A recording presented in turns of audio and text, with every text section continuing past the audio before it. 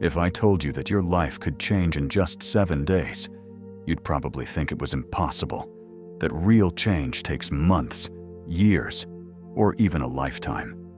But the truth is that profound change doesn't depend on time, but on clarity. And clarity can appear in an instant, in silence, in an understanding, in a lesson that comes at the exact right moment. That's why Buddhist teachers have always said that transformation doesn't happen when everything outside changes, but when something inside you finally becomes enlightened. Sometimes you need years to find that inner enlightenment. And sometimes a single phrase, a gesture, a simple practice, repeated for a few days with true awareness, is enough to see how your mind, your mood, and your relationship with yourself begin to change. Today I want to share 5 Buddhist teachings so powerful that if you apply them for just 7 days, you will experience a profound and surprising transformation.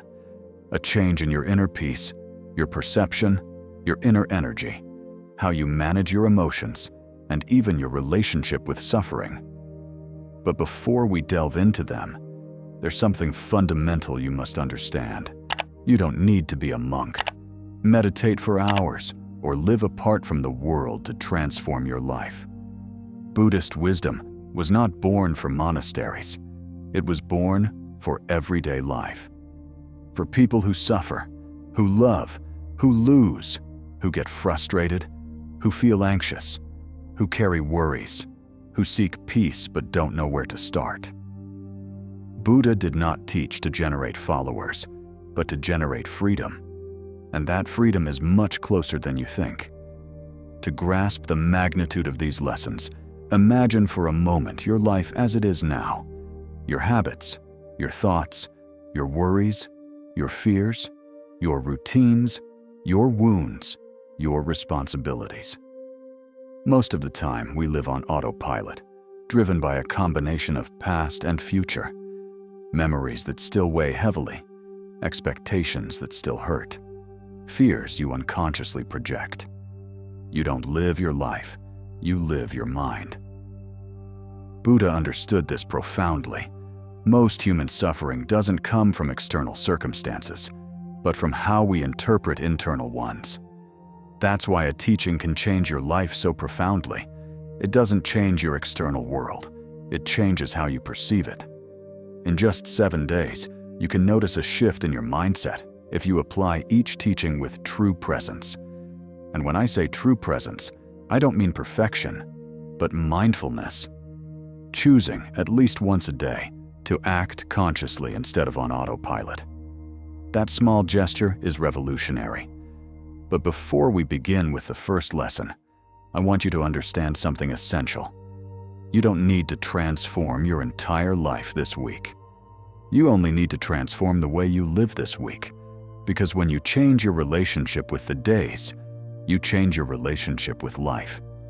If you work, these teachings apply there. If you study, there too. If you're going through a difficult time, they're even more useful.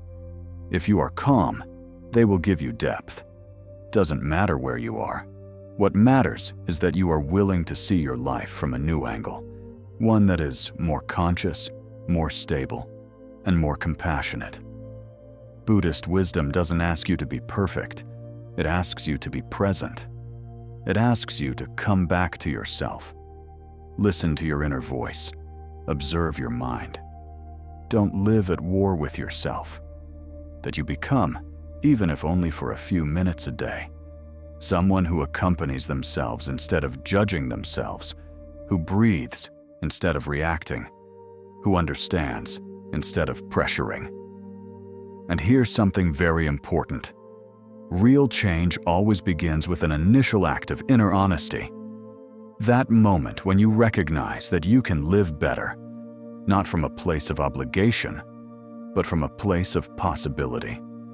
That moment when you say, yes, I want to learn another way of existing. Today we're going to walk a path that thousands of people have walked before, a path that has transformed entire lives. It's not a theoretical path, It's not a religious path. It's not a path of extreme sacrifice. It's a simple yet profound path. 5 teachings that, applied with intention, can reorder your mind and heart in just 1 week. And the first lesson, the one that opens the process, the one that changes the way you relate to your thoughts, the one that can bring calm even on a day full of chaos, begins with an understanding that few have truly experienced. True inner freedom appears when you learn to stop identifying with the voice of your mind. That will be the first key. The first lesson that can change your life in just 7 days is one of the simplest to understand, but one of the hardest to put into practice. You are not your thoughts. This phrase is so common in the spiritual world that it seems like a cliché, but most people have never felt its truth in direct experience. We all believe that we think because it is us, that the voice in our mind is our voice, that every thought that appears reflects reality. But Buddha saw something different. That inner voice is not you. It's a habit so old, so constant, so automatic, that you end up confusing it with your identity. Here begins the lesson. When you believe everything you think, you suffer. When you observe your thoughts without making them your identity, you begin to free yourself. Think about how many times a day your mind tells you things that aren't true. I can't handle this. I always ruin everything. I'm not enough. This will never change. Everyone else is better off than me. It should have been different. It all depends on me. I am a failure. I am alone. There is no solution to this. No matter how rational you are, how strong you are, how spiritual you are, the mind produces hundreds of thoughts a day that do not come from your truth, but from your fears, your memories, your wounds, your conditioning, and your unresolved emotions. If in the next 7 days you do just this, observe your thoughts without automatically believing them, you will begin to feel a profound change. The mind is like a river. You are not the water. You are the shore that watches. The practice is simple. Whenever a painful or anxious thought arises, instead of following it, simply observe and say to yourself, "It's just a thought. It's not true. It's not me. Not this defines my life. Just, it's a thought." And see what happens. It's almost magical. When you don't identify with the thought, it loses power. It loses density. It loses credibility, as if it were smoke instead of stone. This does not mean ignoring thoughts, but rather taking away the power they should never have had. How many times in your life have you made decisions based on thoughts that weren't real? How many arguments originated from a mental story that never happened? How many worries completely wore you down without ever coming to pass? How many times have you suffered because of an internal movie that never became reality? The mind creates drama because it is programmed to survive, not to make you happy. Their job is to anticipate dangers, remember injuries, look for mistakes, protect you. But that protection, when not consciously observed, turns into suffering. When you understand that you are not the voice that speaks within your mind, immense freedom appears. You can feel without getting entangled. You can think without believing everything. You can decide more clearly. You can breathe within your emotions. You can listen to your intuition without interference. The practice of this teaching for 7 days consists of becoming an observer of your mind. You don't need to change your thoughts. You just need to see them. The mind hates being observed because it loses its power. But when you observe her, she begins to calm down. Imagine you are in a room full of people talking. If you listen to every voice, you'll get overwhelmed. But if you sit as a witness, without getting involved in any conversation, something surprising happens. The noise becomes light, almost irrelevant. That happens inside you when you observe your thoughts from a distance. But there's something else. When you stop believing every thought, your body changes. The tension decreases. Breathing becomes deeper. The shoulders slump. The eyes relax. The heart beats more gently. It's like you've been carrying a huge weight without realizing it, and suddenly you let go of it.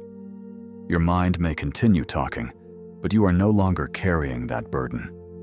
During these 7 days, every time a painful thought arises, do this. Observe it like someone watching a passing cloud. Don't fight him. Don't analyze it. Don't try to change it. Just look at it. Because the goal is not to eliminate negative thoughts, but to break the identification with them. And when that bond breaks, life becomes lighter. Anxiety decreases. The fear subsides. Sadness becomes manageable. Uncertainty stops paralyzing you. Always remember this. The mind creates suffering when you don't observe it. When you observe it, it creates wisdom. And here's the most important thing. The first lesson is not just observing your thoughts, but something deeper. Seeing who you are behind the thought. You are the consciousness that observes. You are the silent presence behind the voice. You are the tranquility that remains when the mental storm passes. You are the sky, not the cloud. You are the space, not the noise. You are the witness, not the story. Once you experience it, even just once, something inside you changes forever. You can no longer believe that your mind is your enemy or your master. The mind becomes an instrument, not your identity. This is the first of the 5 teachings, and when you begin to live it, even if only for a few days, you discover that there is something inside you that has never suffered, never been hurt, never been touched by the noise of life. That's what Buddha wanted you to see. That's what you're starting to discover. And now that you know how to observe your mind without becoming it, you are ready for the second lesson. A lesson that will change the way you feel, respond, and handle any difficult emotion. The second lesson that will transform your life in 7 days has to do with something we all experience, but almost no one understands. Emotions. Emotions are like waves. They arise, grow, move, reach a peak, and then dissolve. But when you don't know how to relate to them, you feel like they drag you down, that they dominate you, that they break you from the inside. That's why Buddha said that the problem is not emotions, but the way you relate to them. Here's the lesson. An emotion only hurts when you resist feeling it. This phrase seems simple, but it contains a profound truth.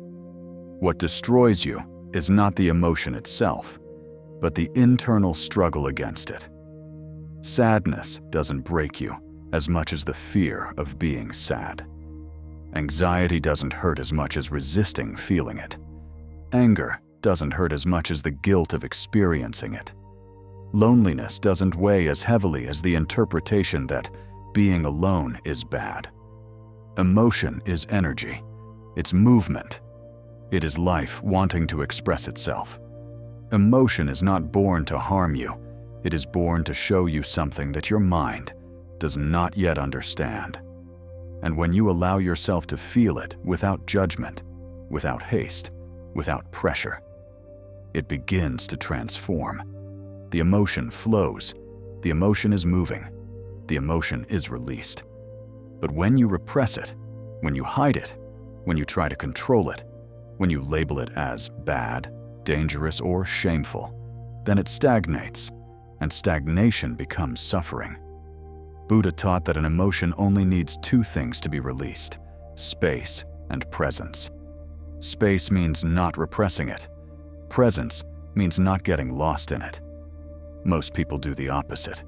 They either repress what they feel, or they drown in it. Repression destroys. Drowning destroys.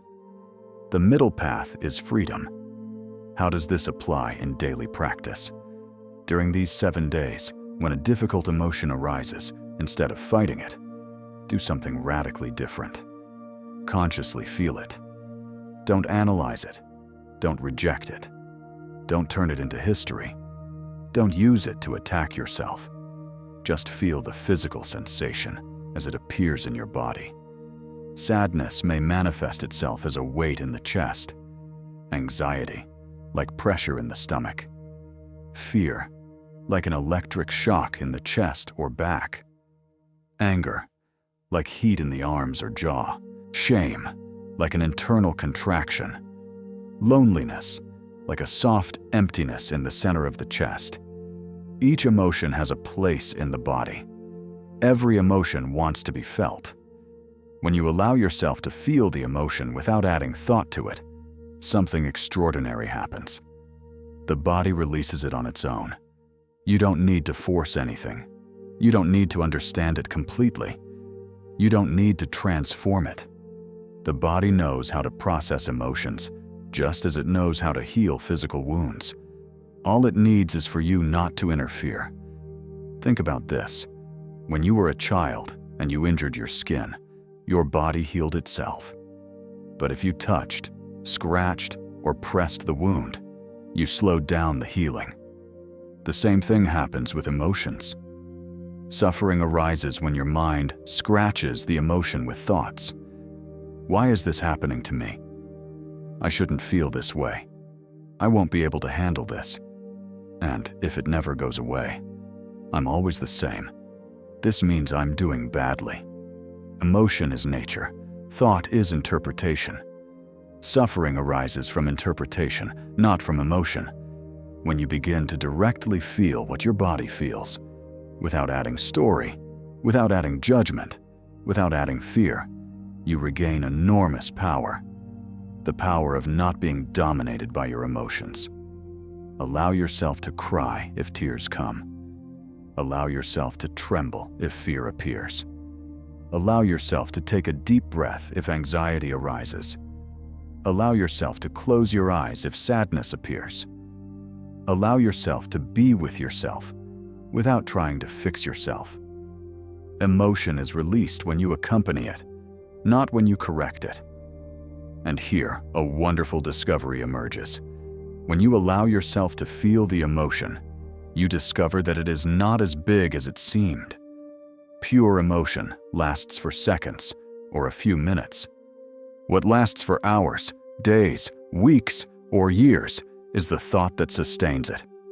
Thought fuels emotion, emotion fuels thought, and the cycle continues. But if you cut off the mental story, the emotion is released. This is the 7-day practice. Whenever something hurts, don't run away. Don't get distracted. Don't hold back. Stay with yourself. Feel. Breathe. Observe. Accompany yourself. The emotion that scares you today becomes a door tomorrow. A door that shows you who you are, what you need to let go of, what part of you is asking to be heard. Your relationship with emotions determines your inner freedom. And when you learn to feel without suffering, to let things flow without interpreting, you realize something powerful. Nothing you feel can destroy you. Because you are not the emotion, you are the space that contains it. And now that you know how to observe your mind and accompany your emotions, you are ready for the third teaching. A teaching that transforms your relationship with time and eliminates much of your daily anxiety. There is an invisible prison in which millions of people live without knowing it. The prison of psychological time. I'm not referring to clock time, but to the time the mind creates. That constant back and forth between what has already happened and what has yet to happen. That is the third Buddhist teaching that can change your life in 7 days. Most of your suffering comes from living in a time that doesn't exist. The past is gone. The future has not yet arrived. And yet, your mind is trapped in both. Think about how many times a day your mind takes you back to the past. Mistakes you can no longer change. Words you wish you hadn't said. To decisions that no longer exist. to people who are no longer here, to wounds that your body has overcome, but your mind insists on reopening, or how many times it pushes you towards the future. What you fear will happen. What could go wrong? What you should achieve. Everything you have to control to feel safe. Meanwhile, your life happens here. Your breathing happens here. Your movements, your senses, your body, your energy, everything happens here. And yet, you're almost never here. Buddha saw that the human mind, when not trained, creates suffering because it lives projecting itself into an imaginary time. But real life, authentic life, the life you can truly experience, only happens in an instant. This one. When you are not in the present, you are in an illusion. And that illusion is the source of your anxieties, your fears, and much of your pain. The lesson is this: every time your mind takes you out of the present, return to your body. Return to breathing. Return to the sensations. Return instantly. You don't need to repeat complex mantras. You don't need complicated techniques. You don't need to meditate for hours. You just need to remember this principle. I'm here. Because when you are here, truly here, the suffering diminishes. Not because life changes, but because you change the way you experience it. When you are present, the past stops haunting you. You can't suffer over something that's already over when you are fully in the present. You cannot carry an old identity if you are alive in this moment. You cannot revive a wound if your consciousness is occupying your body, this moment, this breath. And when you are present, the future stops scaring you. You can't be afraid of something that doesn't yet exist when you're connected to the only place where life happens. You cannot feel anxiety about an imaginary scenario when your attention is on your breathing. You can't get lost in thoughts when you're anchored in your senses. Presence deactivates anxiety because anxiety only exists outside of the present. Buddha described presence as the safe abode, a place you can return to again and again, no matter what happens outside. And that return doesn't require strength, just attention. During these 7 days, I want you to practice the following. Whenever you notice your mind wandering to the past or the future, don't fight it. Just acknowledge, the mind is thinking, and return to your body. Feel the soles of your feet. Feel the breath in your abdomen. Feel the air temperature. Feel the weight of your body in the chair. Feel your hands. Feel your heartbeat. The body is always in the present. The mind rarely is. That's why your body is your anchor, your refuge, your return. Being present doesn't eliminate the problems in your life, but it does eliminate the unnecessary burden you add to them. When you are present, you act from clarity, not from fear. When you are present, you respond instead of reacting. When you are present, you listen better, you love better, you let go better, you decide better. Most arguments, mistakes, misunderstandings, and impulsive decisions happen because we are not present. We act from the past, we react out of fear of the future, and we lose the opportunity to see what is really happening. But when you return to the present, your life begins to fall into place. Your mind calms down, your energy is balanced, your heart breathes, and something deeper happens. You begin to feel who you are behind your stories.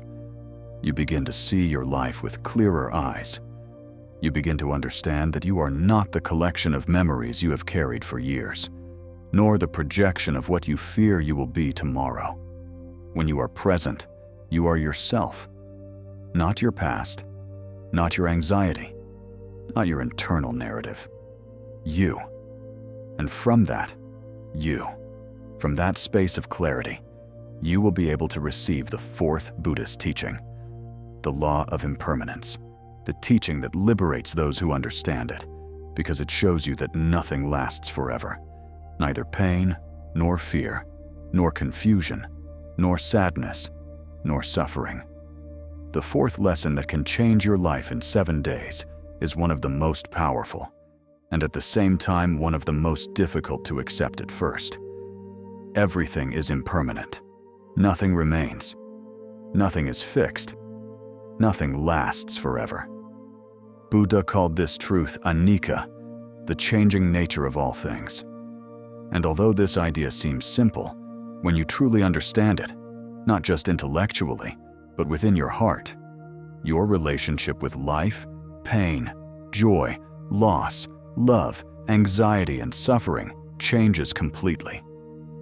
Human suffering arises because we act as if things were permanent, as if people weren't going to change, as if our emotions were going to stay forever, as if our possessions were eternal, as if our identity were stable, as if the pain were permanent, as if the future were guaranteed. But nothing in existence remains fixed. Everything is in constant motion. The days, the seasons, the body, the mind, the relationships, the circumstances, even your desires and your fears. The river is never the same river. You are never exactly the same person you were yesterday. Impermanence is the most obvious law, and at the same time, the most ignored. Why is this teaching so transformative? Because suffering arises when you cling to something that is destined to change. You are clinging to an emotion that has already run its course. You're clinging to a relationship that no longer exists. You cling to an identity that no longer fits. You cling to a past that is already dead. You cling to an idea of the future that never came. You're clinging to a pain you no longer need. You cling to a fear that is no longer yours. Every time you cling to something impermanent, you suffer. Not because life is cruel, but because the mind demands stability in a world that is by nature in motion. When you understand that everything changes, you begin to let go. Not by force, not with resignation, but with wisdom. Impermanence is not loss. It's a possibility. It's renewal. It is transformation. Nothing lasts forever, yes, but that includes pain. It includes fear. It includes confusion. It includes sadness. It includes anxiety. It includes suffering. A difficult emotion is not permanent. It's worth repeating. No difficult emotion is permanent.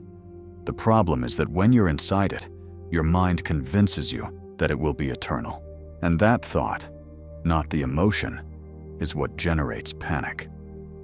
But if you remember that everything changes, even what you feel now, a relief, a space, a softness appears, a sigh amidst the chaos. Impermanence also helps you appreciate what you have. When you know that nothing is eternal, you love more deeply, because you know that every moment is unique. You express gratitude more sincerely, because you recognize that nothing is guaranteed. You become more compassionate, because you know that people change just like you do. You accept losses better, because you understand that they are part of life, not a failure in it. But here's something even more transformative. Impermanence frees you from your own past, because if everything changes, you can change too. The person you were does not define the person you can be. The wound that scarred you doesn't have to continue guiding your path. The mistake you made doesn't make you that mistake. The story you lived through is not a sentence. Impermanence is an invitation to be reborn, and you are reborn every time you choose not to cling. But the mind fears impermanence because it confuses it with loss. She believes her to be dangerous. He feels dizzy from not being in control. It pains him to accept that nothing is certain. But in reality, impermanence is the only thing that allows you to heal, grow, and evolve. If nothing changed, you would still be the same limited version of yourself. If nothing changes, your wounds will never heal. If nothing changed, your relationships wouldn't mature. If nothing changed, the pain would remain eternal. Impermanence is the gateway to freedom, the door to healing, the gateway to real change. But there is something even deeper. When you accept impermanence, life feels less burdensome. You stop trying to control the uncontrollable. You stop fighting against the natural flow of things. You stop demanding stability in a world that cannot give it to you. You stop holding on to what's already gone. You stop pushing for what hasn't arrived yet. You stop fighting with reality. And when you stop fighting with reality, peace appears. Think about this. No storm lasts forever. No flower blooms forever. No sorrow withstands the test of time. No fear retains its power when you observe it from a place of presence. Nothing in existence remains still. Impermanence is not a threat. It is a reminder. This too shall pass. The good times will pass. The bad times will pass. The difficult times will pass. The beautiful things will pass. And you too will go through all of it, changing, learning, letting go, growing. When you understand this deeply, you begin to live more gently, with more openness, with more resilience, with more compassion, with more freedom. But there is still one more practical lesson missing, the fifth, the one that takes all this to a profoundly human and everyday ground. Compassion, not towards others first, but towards yourself.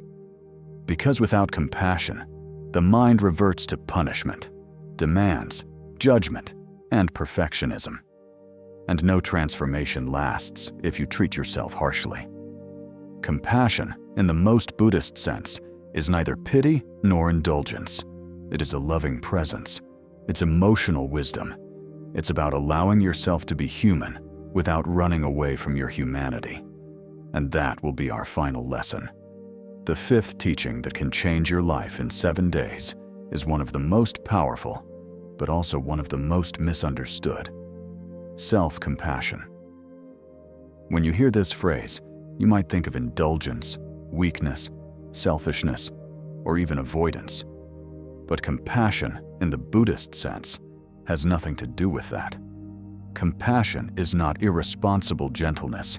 It's not letting everything slide. It's not burying your head in the sand.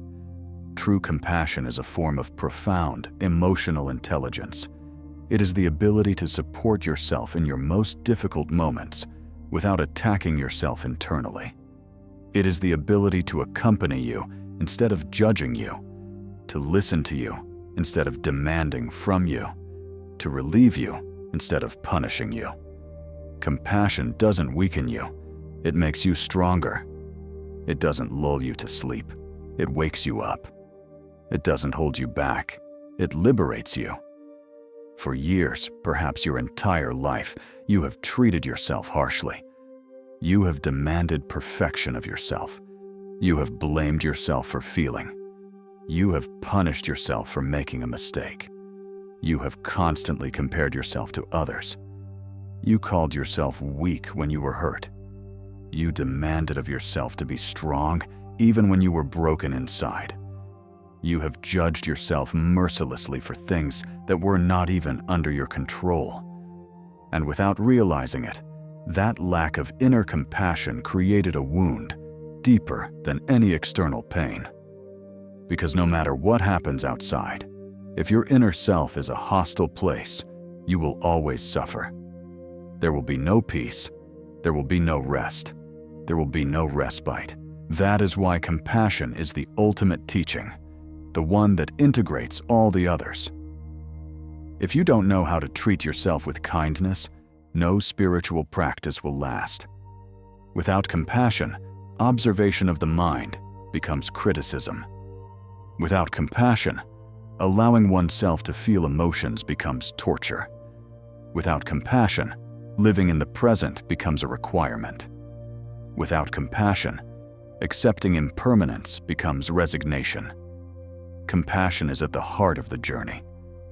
But what exactly does it mean to practice compassion towards yourself? It means, above all, not treating you like an enemy. It means not speaking to you with the violence you would never use on someone you love. It means remembering that you are learning, that you are growing, that you are healing. It means allowing yourself to be human. It means accepting that you feel, that you fail, that you doubt, that you get confused. And none of that makes you unworthy or weak. It makes you human.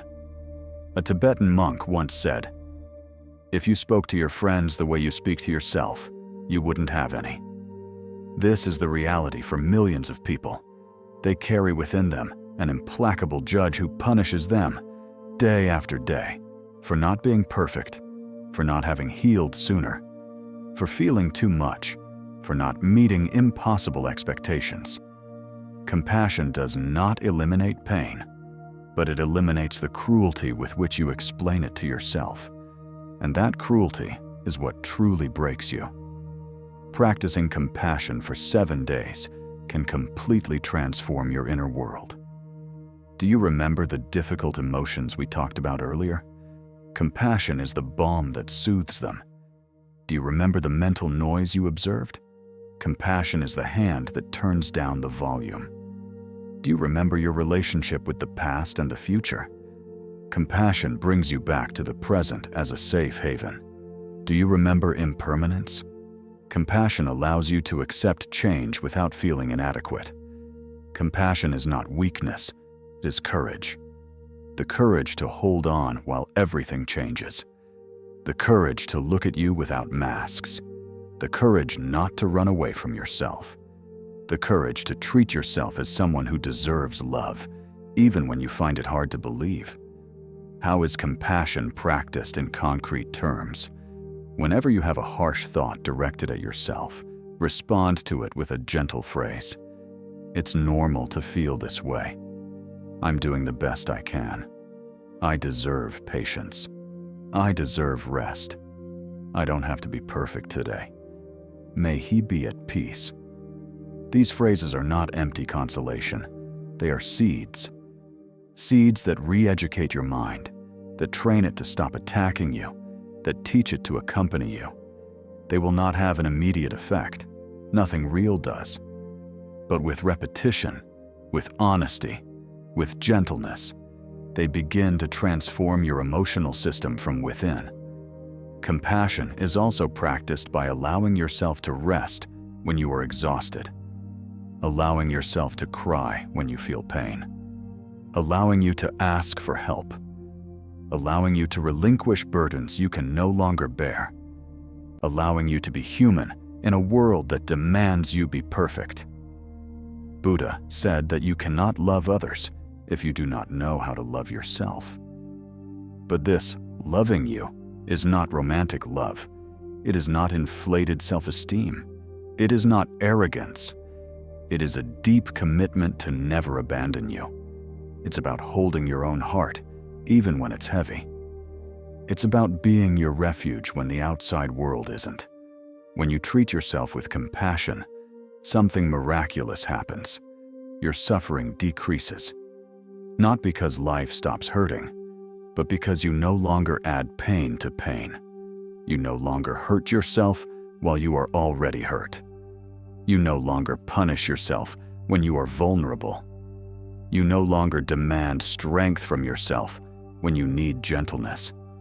Compassion liberates because it deactivates the internal war. And when the internal war ends, everything changes. Your mind becomes clearer, your lighter emotions, your anxiety more manageable, your deepest calm.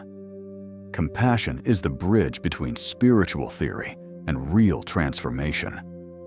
Without her, everything remains just ideas. With her, everything becomes experience. And when you practice it for 7 days, something inside you begins to heal in a way you may not have known you needed. Your relationship with yourself changes. Your inner tone changes.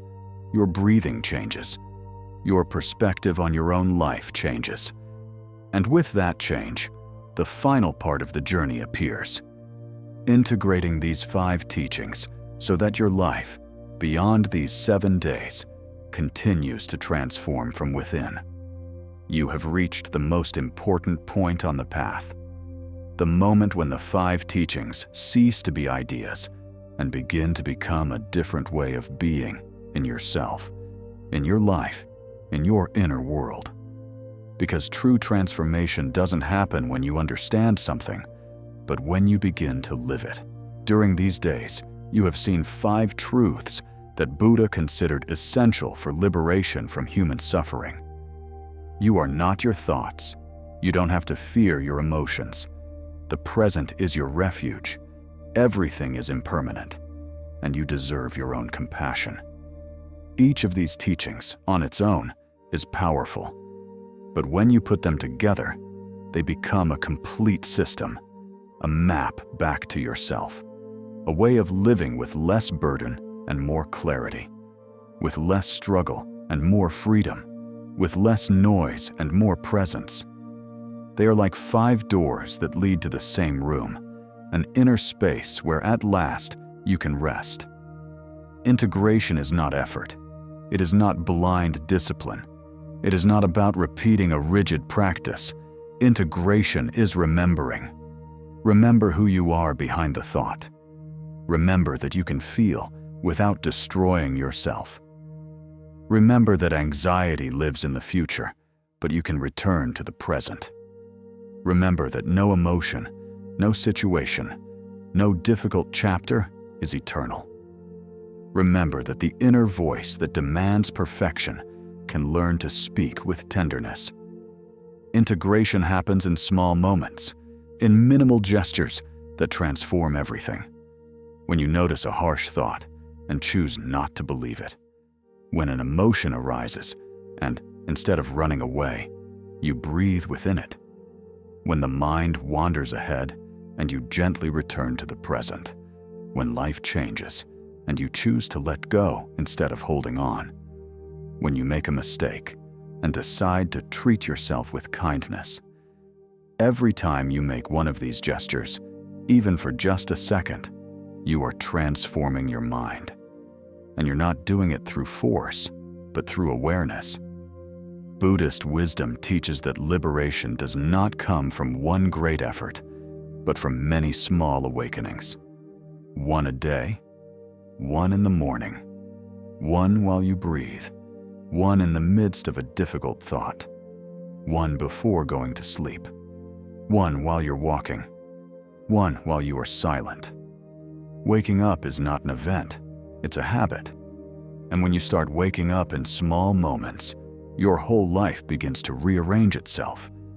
External things may remain the same. Work, responsibilities, relationships, challenges. But not you. Your way of relating to all of that changes. You are no longer at the mercy of your thoughts. You are no longer a slave to emotion. You no longer get lost in the past, nor are you afraid of the future. You no longer live fighting against reality. You no longer treat yourself as an enemy. You begin to live from a deeper, more serene, more stable place. You begin to feel your center. You begin to trust yourself. You start to hold yourself up. You start to breathe differently. You start to really listen to yourself. You begin to look at life with less reactive and more conscious eyes. And all of that calm, that clarity, that inner gentleness, doesn't come from outside. It comes from you. It was always in you. It was just covered by layers of noise, fear, tension, and old beliefs. These 5 teachings do not change who you are. They eliminate what prevented you from seeing who you are. They don't turn you into someone new. They return you to your essence. They return you to the inner space where you can feel without sinking, think without getting lost, change without fear, live without carrying so much weight. That is the true transformation. Not to become someone else, but to return to yourself, to your center, in your presence, to your conscience, to your humanity. Each day, During these 7 days, practice one of these teachings at least once. Don't try to make it perfect. Just try to remember it. And when you remember it, even for just a moment, breathe into that moment. That second of clarity creates a crack in the old pattern. And through that crack, the light enters. When you observe your thoughts without believing them, you will feel lightness. When you allow your emotions, you will feel space. When you return to the present, you will feel calm. When you accept impermanence, you will feel freedom. When you treat yourself with compassion, you will feel relief. This is how change begins, not with a grand gesture, but with these small internal movements that, added together, transform your existence. Buddha did not teach so that he would be worshipped. He taught so that you could be free, so that you would stop living at war with yourself, so that you would stop suffering unnecessarily, so that you could learn to support yourself instead of attacking yourself, so that, little by little, you might discover the peace that has always been beneath all your mental noise. If you practice these 5 teachings for a week, you will not become enlightened, but something inside you will awaken, an internal muscle that had been dormant, a clarity you had forgotten existed, a calm that seemed impossible, a gentler, more human, deeper relationship with yourself. And when that happens, there's no going back. Because once you experience inner freedom, you no longer accept living as you did before. Once you feel the presence, you no longer want to go back to the noise. Once you treat yourself with compassion, you can no longer endure the inner cruelty. Once you let go a little, you no longer want to cling to suffering.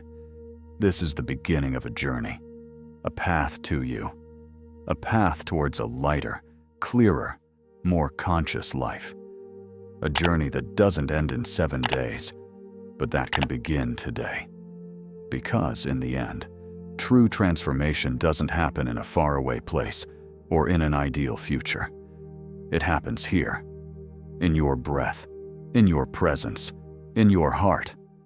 And now you have all 5 keys. Use them, and let your life change.